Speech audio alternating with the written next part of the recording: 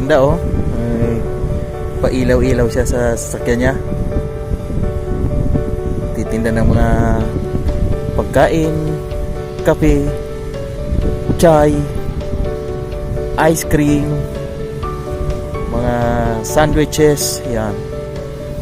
Ikot siya dito sa tabing dagat pagka maraming tao. Yan ang business niya.